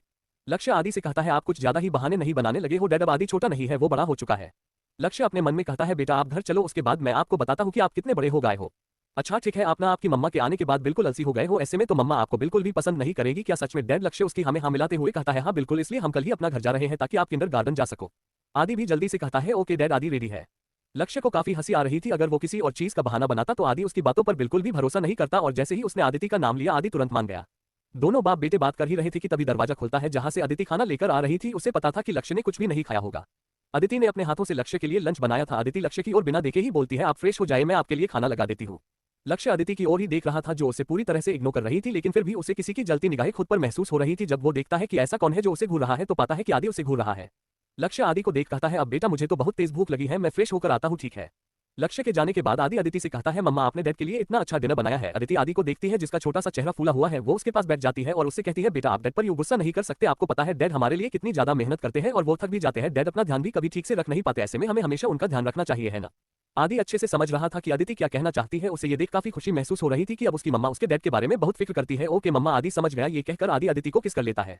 अदिति बस मुस्कुरा देती है। तभी वॉशरूम का डोर ओपन होता है। लक्ष्य फ्रेश होकर बाहर आता है और लंच करने लगता है। आदि भी लक्ष्य के साथ लंच कर रहा था और आदिति प्यार से उन दोनों को देख रही थी कि तभी उसे कुछ सुनाई देता है, माही। माही। अदिति ये सुन चौंक जाती है। उसके चेहरे पर डर की एक लकीर दिखने लगती है। लक्ष्य और आदि ने अपना लंच कर लिया था। लक्ष्य अदिति को देखता है जो थोड़ी सी परेशान थी। लक्ष्य अदिति के पास जाते हुए कहता है, अदिति क्या तुम ठीक हो? अदिति थोड़ा सा चाय जाती है और हड़बड़ी में कहती है, हाँ हाँ क्या हुआ, क्या बात है? अदिति तुम ठीक हो ना? अदिति लक्ष्य की ओर देखती है जो उसे ही देख रहा था। लक्ष्य उसके पास आकर बैठ जाता है, लेकिन लक्ष्य के बैठते ही अदिति वहां से उठ जाती है और बाहर जाते हुए कहती है, मुझे नाना जी से कुछ काम था तो मैं उनसे मिलकर आती हूँ। आदि बेटा चलो, हमें कुछ देखना भी तो था ना। आदि खुश होते हुए कहता है, ओके मम्मा। ये कहकर जल्दी से दौड़कर अदिति के पास चला जाता है और लालची बेचारा वही बेड पर बैठ जाता है। उसे तो समझ ही नहीं आया कि अचानक से उसके साथ हुआ क्या। लक्ष्य कहता है, मुझे माफ कर दो अदिति, मैं तुम्हें हर्ट नहीं करना चाहता था, लेकिन दरअसल लक्ष्य के पास ऑफिस में किसी अननोन पर्सन का मैसेज आया था जिसमें कुछ फोटोज थी और कुछ चैट्स थे। फोटोज अदिति की थी जिसमें वो किसी लड़के के साथ और कुछ चैट्स थे जिसमें उसकी उस लड़के से बात हुई थी। लक्ष्य ने जब ये देखा तो उसे काफी गुस्सा आ रहा था। वो उसे समझ नहीं आ रहा था कि वो क्या, कहीं ना कहीं उसे दिल में काफी दर्द भी महसूस हो रहा था कि अदिति ऐसा कैसे कर सकती है। उसने उसे तो धोखा दिया, साथ ही साथ वो अब उसके बच्चे की भी धोखा दे रही है, एक अच्छी मां बनने का नाटक कर रही है। लक्ष्य काफी परेशान था। वो इसकी जांच करवाना चाहता था। उसे कहीं ना कहीं इस बात पर विश्वास नहीं हो रहा था, इसलिए उसने रोहन को ये मैसेज भेजा चेक करने के लिए। कुछ ही टाइम बाद उन्हें पता चला कि ये सभी चीज एडिट की हुई है। तब जाकर लक्ष्य की काफी रिलीफ मिला कि ये सब आदिति ने नहीं किया है, लेकिन वो देखना चाहता था कि आदिति के दिल में अब आदि कौन ही अहमियत रखता है। लक्ष्य यही सब सोच रहा था। अब उसे आदिति पर कोई शक नहीं था। अब वो दिल से आदिति को अपनाने वाला था। अब वो लक्ष्य आदिति पर एक खरोच नहीं आने देगा। रोहन के रूम में रोहन के बिल्कुल करीब था और सौम्या उसे दूर धकेल रही थी। आप इतना क्यों चिपक रहे हैं? और मुझे आपसे कुछ जरूरी बात करनी है, तो आप थोड़ा तो दूर हो जाए है। रोहन सौम्या के नेक पर हल्का सा बाइट कर लेता है जिससे सौम्या की आह निकल जाती है। रोहन सौम्या से बिना दूर हुए ही कहता है, अगर मैं तुमसे कुछ पूछता नहीं तो शायद तुम मुझे कभी बताती नहीं, है ना। सौम्या जिसकी पलकें बंद थी वो रोहन की बात सुन उसकी ओर देखती है पर कुछ कहती नहीं, क्योंकि उसे पता था कि वो ये बात रोहन को कभी नहीं बताती। रोहन सौम्या को देख उससे थोड़ा दूर होता है और उसे बेड पर बैठाता है और उससे कहता है, सौम्या देखो, मुझे पता है कि हम दोनों का जो रिश्ता बना वो अनजाने में बना है, पर अब मैं इस रिश्ते को आगे ले जाना चाहता हूँ। मुझे पता है तुम अभी इस रिश्ते के लेकर रेडी नहीं हो, जिसके लिए मैं तुम्हें फोर्स नहीं करूंगा, लेकिन अब तुम मेरी जिम्मेदारी हो। अगर तुम्हें किसी ने चोट पहुंचाने की कोशिश तो मैं उसे जिंदा नहीं छोड़ूंगा। सौम्या रोहन की बातें ध्यान से सुन रही थी। रोहन की हर के सौम्या के दिल को छू रही थी। वो भी रोहन को अब चाहने लगी थी, पर वो अभी कुछ कह नहीं पा रही थी। शायद वो भी काफी कंफ्यूज थी कि वो क्या कहे या क्या करे। रोहन सौम्या को अपने दोनों हाथों से पकड़कर अपने से करता है और उससे कहता है, देखो तुम बताओ मुझे कि कल हुआ क्या था होटल में। सौम्या रोहन की ओर देखती है और एक गहरी सांस लेकर उसे कल के बारे में सब बता देती है। रोहन सौम्या की बातें ध्यान से सुन रहा था और उससे पूछता है, अच्छा ये बताओ तुमने माया को कौन से रूम में धकेला था? हम मैंने उसे रूम नंबर मुझे ठीक से याद नहीं, पर मैंने उसे उसी रूम के पास खड़े और किसी से बात करते हुए सुना था। मैं इतना तो कंफर्म थी वो अकेली तो नहीं हो सकती, इसलिए मैंने देखा कि जिस रूम के पास वो खड़ी थी उस रूम का डोर हल्का ओपन था, तो मैंने जल्दी से उसी की दवाई को उसके रूम में फेंक कर उसे भी उसी रूम में धक्का दे दिया था। फिर तुमने सीसीटीवी फुटेज क्यों डिलीट करवा दिया? रोहन उसे घूरते हुए कहता है क्योंकि मैं आपके पास जा नहीं सकती थी और अगर उस इंसान को पता चल जाता कि वो मैं थी तो वो तुरंत हम पर हमला करवा सकता था, इसलिए उसके ढूंढने ही मैं उसे ढूंढना चाहती थी कि कौन है जो माया के साथ मिला हुआ है। रोहन उसकी बातों को सुन कहता है हम नॉट बैड, मुझे लगा था कि तुम छुई मुई हो पर तुम तो काफी डेयरिंग हो। सौम्या उसकी बातों को सुन उसके हाथों पर मारती है। मैं कोई छुई मुई नहीं हूं समझे आप, और एक बात, आप जब पार्क में थे तब आपने उस लड़की को कैसे पहचाना कि वो मैं नहीं हूं? रोहन सौम्या के बिल्कुल करीब आकर कहता है क्या सच में मैं तुम्हें बताऊं? सौम्या रोहन को देख कहती है हाँ बताइए ना। रोहन सौम्या को झट से अपनी गोद में बिठा लेता है और उसके कान के पास जाके बड़े ही सेडिक्टिव तरीके से कहता है तुम्हारे टच से, क्योंकि मुझे तुम्हें टच करके जो सुकून फील होता है वो मुझे किसी और से बिल्कुल भी फील नहीं होता, क्योंकि मैंने तुम्हें शुशा आप बहुत बेशर्म हो, आपको थोड़ी सी भी शर्म नहीं आती क्या? रोहन भी बेफिक्री से कहता है क्यों मुझे क्यों शर्म आएगी, आफ्टर ऑल हम दोनों पति पत्नी है और तो और मैंने तुम्हें पूरी तरह रोहन जी। सौम्या रोहन पर चिल्ला रही थी। इतने में रोहन उसके पिंक लिप्स पर अपने होठों को रख देता है और उसे किस करने लगता है। सौम्या भी अब रोहन के किस में उसका साथ दे रही थी। अब तक शाम हो चुकी थी और अदिति और आदि नाना जी के साथ थे। आज उन्होंने साथ कई सारी चीजें की। नाना जी आदि और अदिति को अपने दिनों के बारे में बता रहे थे कि वो कैसे थे अपने टाइम में। नाना जी मुझे मम्मा की पेंटिंग देखना है, आप सब तो मुझे बिना बताए ही पहले ही चले गए थे। नाना जी कहती है अच्छा ठीक है चलो। वे सभी अब ऊपर चले जाते हैं जहां पेंटिंग रूम था। पेंटिंग रूम की ओर बढ़ते ही जाने क्यों अदिति की दिल की धड़कनें भी बढ़ती जा रही थी। नाना जी डोर ओपन करते हैं और वे सभी अंदर चले जाते हैं। रूम में घुसते ही अदिति को एक अजीब फीलिंग आ रही थी। नाना जी आदि को आदिति की पेंटिंग दिखा रहे थे और अदिति की नजर सिर्फ एक ही तस्वीर पर थी, वो थी माही की।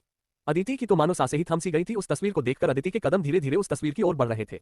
अदिति उस तस्वीर की ओर बढ़कर उसे अपने हाथों में लेकर उसे देखने लगती है। उसे देखते ही अदिति आंखें से एक कतरा आंसू निकल आता है। वो उस तस्वीर पर अपने हाथों को फिराने लगती है और एकाएक ही कहती है माही। तभी अदिति को किसी की आवाज सुनाई देती है माही माही माही। अदिति इधर उधर देखने लगती है पर उसे कुछ समझ ही नहीं आ रहा था, क्योंकि उसे कहीं कोई देख ही रहा था। उसे बस आवाज सुनाई दे रही थी जो उसे काफी परेशान कर रहा था। नाना जी आदि से कहते हैं बेटा देखो अब शाम हो चुकी है, इसलिए चलो अब हम चलते हैं, मुझे तुम्हें और भी कुछ दिखाना है। नाना जी अदिति को आवाज लगाते हैं। उससे पहले से अदिति कहती है नाना जी आप लोग जाए, मैं आज जाऊंगी। ये सब अदिति बिना उनकी ओर देखे ही कहती है। आदि का मन नहीं था अपनी मम्मा को छोड़ने का। नाना जी समझ रहे थे कि आदि क्या सोच रहा है। आदि मुझे तुम्हें तुम्हारी मम्मा की एक और चीज दिखानी है, चलो। इतना कह वे आदि को ले जाते हैं। आदि भी अब एक्साइटेड था उसकी मम्मा की चीजों को देखने के लिए। वे दोनों बाहर निकल जाते हैं। उनके निकलते ही दरवाजा अपने आप ही बंद हो जाता है। अब रूम में सिर्फ आदिति ही रह गई थी। उसे वो आवाज परेशान कर रही थी। अदिति अपने अपने कानों को हाथों से ढकते हुए कहती है चुप हो जाओ, कौन हो तुम, सामने आओ, मैंने कहा सामने आओ। अदिति ये कहकर चिल्ला रही थी।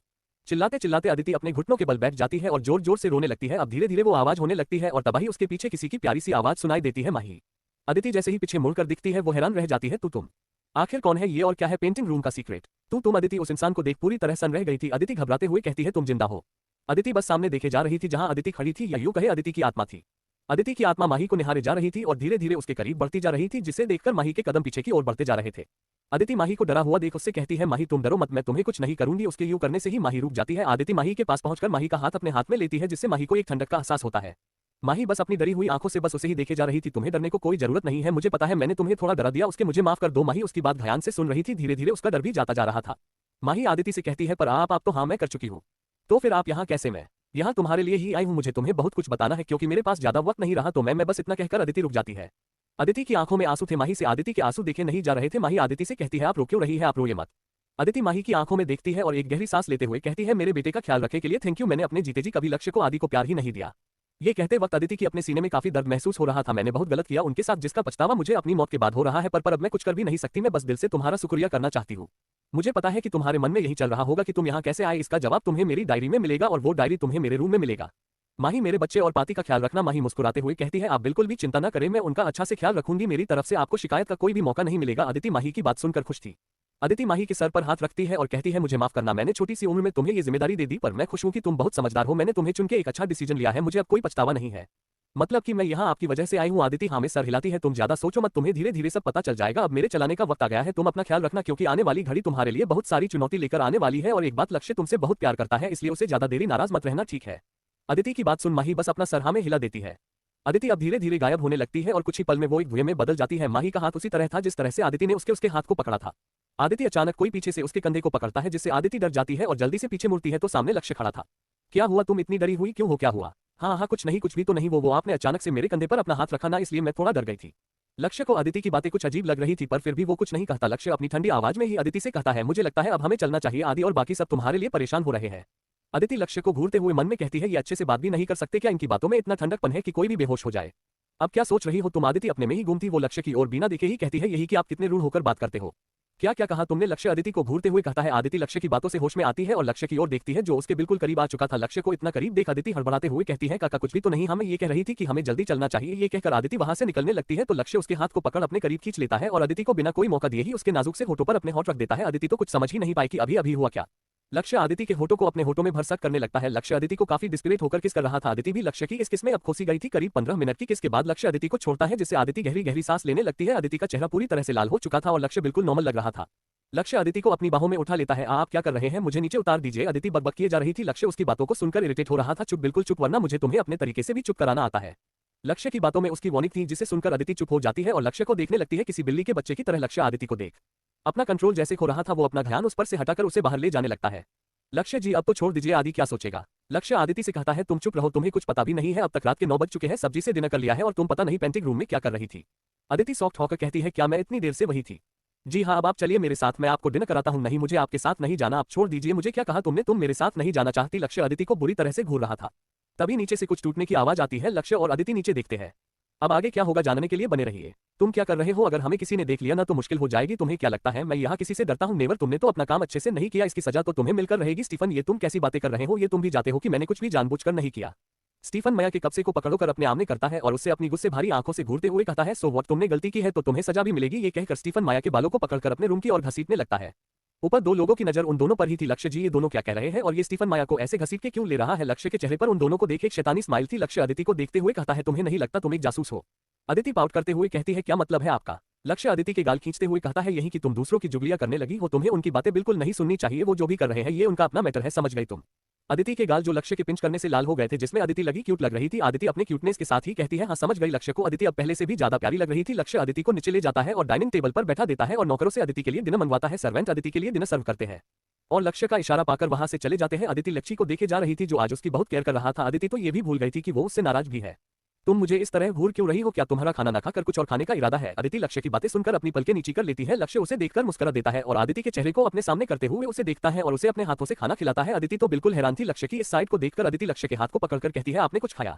लक्ष्य अदिति को देखते हुए कहता है नहीं, आपने अभी तक खाना नहीं खाया और आप मुझे खिला रहे हैं, रुकिए मैं अभी आपके लिए खाना लगाती हूँ। अदिति उठ भी पति लक्ष्य उसे अपनी गोद में बैठा लेता है। अदिति बस हैरानी से उसे देखने लगती है। तुम्हें कहीं जाने की जरूरत नहीं है, लेकिन आप शुश चलो साथ में खाते हैं। अदिति को साथ में खाना खाने का मतलब समझ नहीं आया था। लक्ष्य अदिति को एविल स्माइल ही देख रहा था। लक्ष्य अदिति को खाना खिलाता है और उसके होठों पर अपने हित रख लेता है। अदिति कुछ समझ पाती उससे पहले ही लक्ष्य उसे किस किए जा रहा था। लक्ष्य अदिति को इसी तरह खाना खिलाता है और अदिति का अच्छे से फायदा उठाता है। करीब 25 मिनट बाद दोनों डिनर करते हैं। अब तक अदिति का चेहरा बिल्कुल एक पके हुए टमाटर की तरह लाल हो चुका था, मानो छूने भर से ही फट जाए और उसमें से खून निकलने लगे। अदिति लक्ष्य की ओर देख भी नहीं रही थी। लक्ष्य अदिति को अपनी बाहों में उठा लेता है। लक्ष्य जी अब बस भी करिए, मैं चल सकती हूँ और मुझे आदि के पास भी जाना है। आदि सो चुका है तो तुम उसकी चिंता मत करो, तो तुम बस मुझ पे ध्यान दो। लक्ष्य की बातों में उसकी शरारत साफ नजर आ रही थी। अदिति लक्ष्य को घूर रही थी, जिसने आज अदिति को बहुत परेशान किया था, लेकिन कहीं ना कहीं लक्ष्य का उसे यूं परेशान करना अच्छा भी लग रहा था। और वही रोहन और सौम्या के रूम में महल बिल्कुल अलग था। आज चूजे तुम्हें तो मैं छोड़ूंगा नहीं, बंदर चाचू पहले पकड़ तो लो, उसके बाद आप मुझसे बात करना। रोहन आदि के पीछे था और आदि इधर से उधर भाग रहा था। आदि छोटा था और वो बेड के नीचे से भी पार हो सकता था, पर रोहन के लिए ये करना बिल्कुल मुश्किल था। आदि बच्चा, आपको भागना होगा, वरना अगर आपके बंदर चाचू ने आपको पकड़ लिया तो मुश्किल हो जाएगी, इसलिए फास्ट रन करो आप। सौम्या आदि को चेयरअप कर रही थी, जिसे देखकर आदि खुश था और रोहन का मुंह बना हुआ था। ना जाने कितने देर बाद इनके मस्ती करने की आवाज उस रूम में सुनाई देना बंद हुई।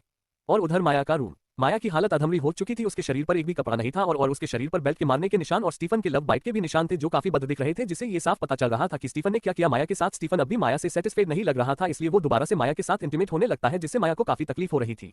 स्टीफन प्लीज छोड़ दो मुझे, है मुझे दुख रहा था, मैं अब और बर्दाश्त नहीं कर सकती है, तुम्हें करना होगा। आखिर तुम इसी लायक हो, आखिर तुम अपनी ही जाल में फंस कैसे सकती हो। अगर इसकी खबर लक्ष्य को मिली ना तो इसका अंजाम न तुम जानती हो और न मैं। प्लीज स्टीफन मुझे माफ कर दो, मैंने ये जानबूझकर नहीं किया है। स्टीफन माया के एक ब्रेस्ट को पकड़कर दबा रहा था और उससे वाइल्ड होकर इंटीमेट हो रहा था।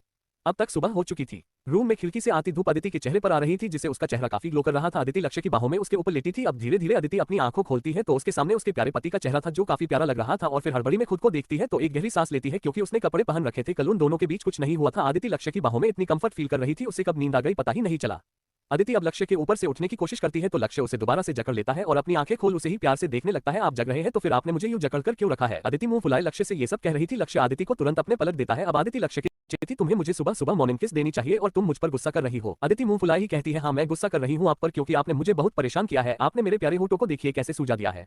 अपने होठों का पाउट बनाकर लक्ष्य को दिखाने लगती है। लक्ष्य अदिति के इस क्यूट सी हरकत पर फिदा ही हो चुका था। लक्ष्य बिना देरी किए अदिति के होठों को किस कर लेता है। अब लक्ष्य धीरे धीरे अदिति के होठों को किस करने लगता है। ये किस बस 5 मिनट चलती है। अब ठीक था, क्या मैंने अभी तुम्हारे होठों को चोट पहुंचाई। अदिति हैरान थी, उसके गाल लाल हो चुके थे। लक्ष्य अदिति से कहता है आज हमें घर के निकलना है तो फिर साथ में रेडी हो जाते हैं। लक्ष्य अदिति को उठाकर वॉशरूम के जाता है। अदिति बस उसे मना करते रह जाती है। रोहन के रूम में सौम्या और आदि अभी तक सो रहे थे और रोहन उन दोनों को देख रहा था। इस चूजे और बंदरिया ने मुझे रात भर सोने नहीं दिया और अब इन्हें देखो कैसे घोड़े बेचकर सो रहे हैं। रोहन उन्हें घूर ही रहा था कि तभी उसके डोर के बाहर कोई नोक करता है और रोहन दरवाजे को खोलता है तो उसे सामने अदिति दिखाई देती है। रोहन जी, क्या मैं अंदर आ सकती हूँ? भाभी, इसमें आपको पूछने की कोई जरूरत नहीं है, आप अंदर आ सकती है। आर्यन आदिति उनके रूम एंटर करती है और उसकी नजर सीधे आदि पर जाती है जो अभी तक सो रहा था। आदि को देख अदिति के चेहरे पर एक छोटी सी स्माइल थी। अदिति आदि को अपनी बाहों में उठा कर ले जाती है। रोहन अब सौम्या को देख रहा था जो अभी भी घोड़े बेचकर सो रही है। वो फिलहाल अभी सौम्या के साथ कुछ नहीं कर सकता था, सिर्फ उसे जगा सकता था। रोहन सौम्या के कान के पास जाकर धीरे से कहता है, सौम्या उठो, वो माया तुम्हारे गोलगप्पे ले जा रही है। नहीं नहीं माया चुड़ैल तेरी तो, मैं तुझे अपने गोलगप्पे लेने नहीं दूंगी। इतना कहकर वो जैसे ही दौड़ने को होती है कोई उसे पकड़कर सीधे वॉशरूम में धकेल देता है और बाहर से डोर लॉक कर देता है। खोलो, कौन है ये बदतमीज जिसने मुझे मेरे गोलगप्पे भी बचाने नहीं दिया? सौम्या दरवाजे को पिट रही थी। बाहर रोहन गुस्से से सौम्या पर भड़कते हुए कहता है, ओ आर्किटेक्ट, अगर तुम्हारा ये पीटने का काम खत्म हो जाए तो नहा लेना, क्योंकि हमें आज जाना भी है। अगर तुम्हें नहीं जाना तो तुम यही रहकर माया के साथ कुश्ती लड़ सकती हो। रोहन की आवाज सुन सौम्या होश में आते हुए कहती है, ना नहीं, मैं अभी जल्दी से तैयार होकर आती हूँ। इतना कहकर अंदर से डोर लॉक कर लेती है ताकि रोहन अंदर ना आ जाए। हिला देता है और वहां से दूसरे रूम में चला जाता है। कुछ ही देर में सब नीचे हॉल में थे और डाइनिंग टेबल पर बैठकर अपना ब्रेकफास्ट कर रहे थे। लक्ष्य ने नाना जी को पहले ही बता दिया था कि वे आज जा रहे हैं, जिसे सुनकर नाना जी दुखी भी थे। सभी ब्रेकफास्ट खत्म कर अब जाने को तैयार थे। आदि अपने नाना को देख कहता है, नाना जी हम दोबारा आएंगे, आप दुखी मत हो। नाना जी आदि के छोटे से चेहरे को देख मुस्कुरा देते हैं। अच्छा ठीक है, जल्दी आना, बना मैं ही चला आऊंगा। ओके नाना जी। लक्ष्य और अदिति सामने आकर उनके पैर छूते हैं। खुश रहो मेरे बच्चों, तुम पर किसी के भी बुरी नजर ना पड़े। सौम्या और रोहन भी उनके पैर छूते हैं। नाना जी उन्हें भी आशीर्वाद देते हैं। कुछ ही समय में उनकी गाड़ी मेहरा मेंशन से बाहर निकल जाती है। नाना जी बस अपनी नम आंखों से उन्हें देख सकते हैं। वे सभी जितने दिन भी यहाँ थे, नाना जी को वो पल काफी याद आने वाला था। पापा जी, सामने से पाली दौड़ी आ रही थी, मानो कुछ जरूरी हो। वो दौड़ ही रही थी, अचानक से उसका पैर फिसल जाता है और वो एक धड़ाम की आवाज के साथ गिर जाती है। नाना जी के मुंह से एकाएक निकलता है, नीच औरत, अब न जाने तुम कितनी बार गिरोगी। और वही दूसरी तरफ, ये नहीं हो सकता, वो आदमी गुस्से से चिल्लाए जा रहा था। उसके ऑफिस में सारे सामान बिखरे पड़े थे और वो बस गुस्से में अपना सर पकड़े चिल्लाए जा रहा था।